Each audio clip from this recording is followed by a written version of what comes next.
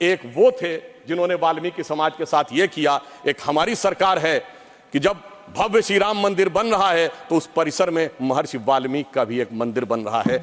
आज 70% आतंकवाद की घटनाओं में कमी आई है। 9 साल पहले सिविलियन जो कैजुअलिटीज थी उनमें 72% की कमी आई है। 2010 में जो पत्थरबाजी की घटनाएं थी 2654 होती थी, अब 2023 में कोई नहीं होती। हिंदू मुस्लिम के लिए हमारे ऊपर आरोप लगाते हो, ये शिया सुन्नी के बीच में जो होता था वो भी शांतिपूर्वक हमारे दौर में हुआ। आज दुनिया का सबसे ऊंचा पुल अक्सनी पर हमारा जो उभरता जा रहा, जो निखरता जा रहा कश्मीर नंदनवन हमारा। जब स्वतंत्रता के उपरांत रियासतों के विलय का महकमा सरदार पटेल के पास था तो केवल कश्मीर नेहरू जी ने अपने पास क्यों रखा था?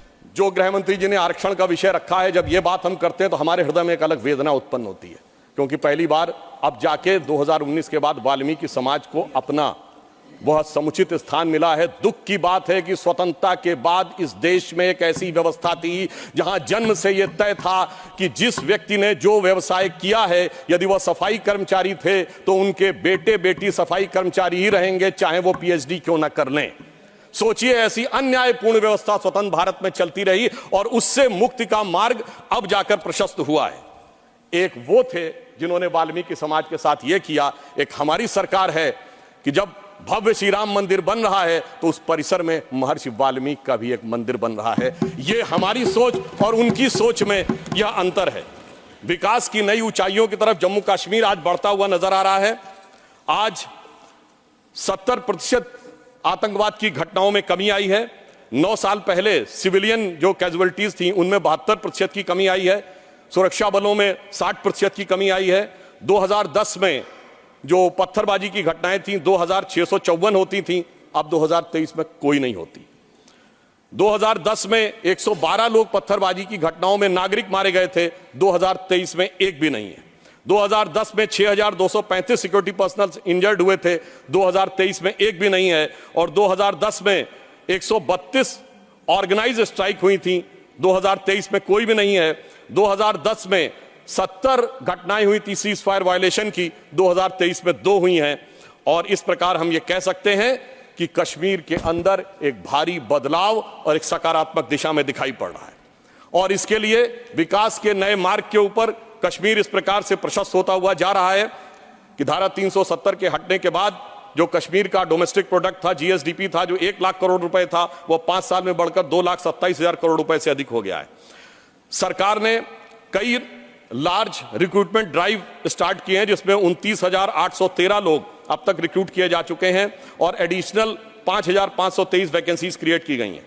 जम्मू कश्मीर ने इन्वेस्टमेंट के जो प्रपोजल आए हैं वो 66,000 करोड़ रुपए के हैं और जो डायरेक्ट एम्प्लॉयमेंट और उसके द्वारा जो इनडायरेक्ट एम्प्लॉयमेंट क्रिएट होगा वो 2.9 लाख तक के व्यवसाय के अवसर क्रिएट हो सकते हैं। 2 मेडी सिटीज जम्मू और कश्मीर में क्रिएट की जा रही हैं। इस ढंग से स्थानीय चीजों को बढ़ावा दिया जा रहा है कि ऊखू गांव अब पेंसिल वाले गांव के रूप में पूरे देश में विख्यात होता जा रहा है। और इसी के साथ साथ हिमायत स्कीम जैसी योजनाओं के द्वारा लोगों को रोजगार के नए अवसर प्रदान किए जा रहे हैं। यूनियन टेरिटरी गवर्नमेंट ने जीआई टैगिंग भी की है। सैफरन यानी केसर, जिसके लिए कश्मीर बहुत प्रसिद्ध है, उसमें और बासमती राइस की जीआई टैगिंग की व्यवस्था की, जिससे कि उसको एक अंतर्राष्ट्रीय स्तर तक एक मान्यता प्राप्त हो सकती है। जम्मू कश्मीर में इंफ्रास्ट्रक्चर डेवलपमेंट फाइनेंस कॉर्पोरेशन की भी स्थापना की गई है, जिसके द्वारा अनेक प्रोजेक्ट बहुत सफलतापूर्वक चल रहे हैं। कल्चरल एस्पेक्ट पे अगर हम देखें तो दिवाली शारदा देवी टेम्पल में 75 साल के बाद पहली बार मनाई गई है और कश्मीरी पंडितों का प्रसिद्ध त्योहार नवरेह इस बार पूरे उत्साह के साथ मनाया गया है। और हमारी गवर्नमेंट आने से पहले कुल 14 लाख टूरिस्ट आते थे, 2022-23 में 2 करोड़ पर्यटक आए हैं। इससे आप समझ सकते हैं कि जम्मू कश्मीर की अर्थव्यवस्था को कितना। आगे मैं एक और बात कहना चाहता हूं कि पहली बार 30 साल के बाद 27 जुलाई को शियाओं का मुहर्रम का जुलूस भी शांतिपूर्ण ढंग से और पूरे अकीदत के साथ चला। महोदय, मैं एक बात याद दिलाना चाहता हूं, मैं लखनऊ का रहने वाला हूं। वहां भी मैंने बचपन में हिंदू मुस्लिम कॉन्फ्लिक्ट नहीं सुना था, शिया सुन्नी कॉन्फ्लिक्ट सुने थे। इनकी सरकार के समय में शियाओं का जुलूस, मदे साहबा का जुलूस रोक दिया गया था। 22 साल तक रुका रहा। जब हमारी सरकार आई उसके बाद वहां पर शियाओं का मदे साहबा का जुलूस निकलने की स्थिति आई। मैं पूछना चाहता हूं भाई, हिंदू मुस्लिम के लिए हमारे ऊपर आरोप लगाते हो, ये शिया सुन्नी के बीच में जो होता था वो भी शांतिपूर्वक हमारे दौर में हुआ, कश्मीर हो या देश का कोई और हिस्सा हो। यह दर्शाता है कि हमारी सरकार सभी समुदायों को समान रूप से उन्नति का अवसर देती है। और 30 साल के बाद सिनेमा हॉल खुले। अब मैं एक बात और कहना चाहूंगा, बहुत बताया जाता है कि जम्मू कश्मीर सूफी का बहुत बड़ा सेंटर था। मैं पूछना चाहता हूं कि विगत 30 वर्षों से सूफीज्म के 4 बड़े सिलसिले हैं, नक्शबंदी, सोहरावर्दी, चिश्ती और कादरी, एक का भी कोई मरकज बचा हो तो बता दीजिए। बहुत से लोग विवादित ढांचा गिरने की बात करते हैं, मगर इस हिंदुस्तान में कश्मीर में एक चरारे शरीफ की मजार थी जो सैकड़ों साल पुरानी थी, उसे जला के ध्वस्त कर दिया गया और जलाने वाला कश्मीर भाग गया। उसके बारे में कोई नहीं बोलता। सेकुलरिज्म का सूरमा उत्तर से दक्षिण तक चुप बने रहते हैं। हमारे दिल में उसके लिए भी दर्द है।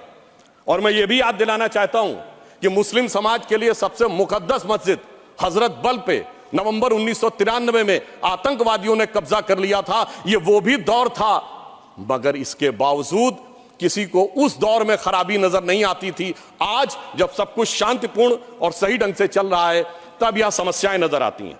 सेंट्रल गवर्नमेंट ने बहुत सारे इंफ्रास्ट्रक्चर प्रोजेक्ट्स अप्रूव किए हैं, सेंट्रल यूनिवर्सिटीज बनाई हैं, लद्दाख में सेंटर फॉर बुद्धिस्ट स्टडीज भी बनाया गया है, और इसके अलावा IITs, IIMs और 2 एम्स बनाए गए हैं। प्रधानमंत्री ग्राम सड़क योजना में पहले 158 किलोमीटर की सड़कें बनती थी, अब 8068 किलोमीटर की सड़कें बनी हुई हैं। परंतु इसी के साथ साथ मैं ये भी कहना चाहता हूं कि मोदी सरकार के शासनकाल में आने के बाद अब मॉर्टेलिटी रेट जो 22 पे था वो अब 14.3 पे आ गया है। पहले केवल 47 जन औषधि केंद्र थे 2019 से पहले, अब 227 हो गए हैं। और सबसे बड़ी बात यह है कि आज दुनिया का सबसे ऊंचा पुल जो 1315 मीटर का है वो आज चिनाब नदी के तट के ऊपर बना हुआ है। यह दर्शाता है कि कश्मीर किस नई ऊंचाई की तरफ जा रहा है। महोदय, मैं याद दिलाना चाहता हूं, हमारे बचपन में जिस जमाने में कश्मीर में आतंकवाद फैला था तो हम लोग कहते थे झेलम नदी का प्राचीन वैदिक नाम है वितस्ता और चिनाब का है अक्सिनी। तो हम कहते थे बो दिए विष बीज किसने, अब वितस्ता ने पुकारा, क्यों झुलसता जा रहा कश्मीर नंदन वन हमारा। आज मोदी जी की सरकार आने के बाद हम कह सकते हैं, पर आज दुनिया का सबसे ऊंचा पुल अक्सिनी पर हमारा जो उभरता जा रहा, जो निखरता जा रहा कश्मीर नंदन वन हमारा।